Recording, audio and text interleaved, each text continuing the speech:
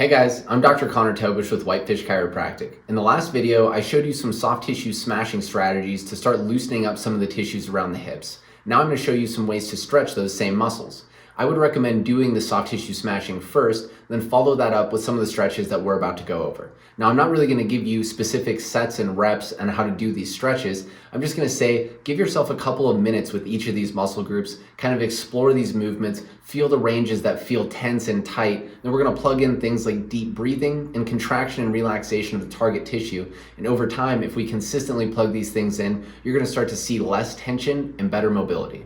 Next, we're going to look at a stretch for the front and outer portion of the hip. So we'll have you get down into a kneeling position. If it's uncomfortable to be on your knee, you could kneel on some towels, a pillow. You could even do this off the side of your bed. But get into this position, and next, we're going to start to shift forward. As we do that, we want to kind of crunch the front of our abdominal wall so we're not just extending our spine as we shift forward. So crunch in the front, shift forward, start to feel a stretch here deep in the front of the hip. From here, we can do a couple things. We can start to mix in some of that deep breathing, cycling some really deep breaths into the belly. Next, we can activate or contract the muscle. So get to a point where you feel tension, then we're going to engage as if we're going to pull our knee forward really gently, hold that for 5 or 6 seconds, then relax and see, can I go a little bit further?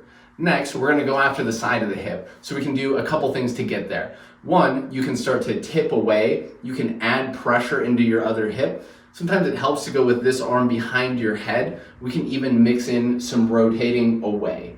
Whatever you have to do to kind of start to feel tension and stretching in the outer portion of the hip, get into that position, then we'll do the same things.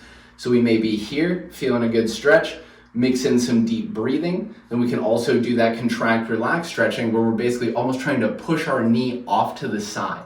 So you'll get here, push your knee down and away, hold for 5 or 6 seconds, relax. Then you could rinse and repeat that several times. Give yourself a couple minutes with this stretch.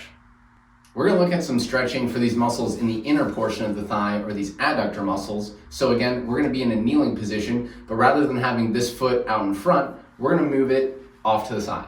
From here, you're just going to basically block your knee to prevent it from rolling forward. So from here, we're going to lunge towards that foot. You'll start to feel a stretch up high in the groin.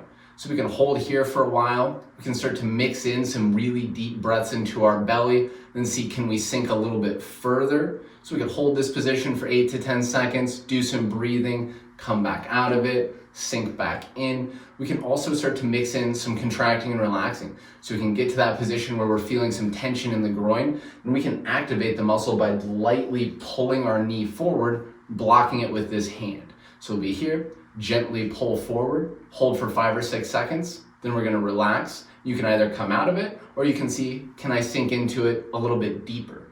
Give yourself a minute or two with that groin stretch.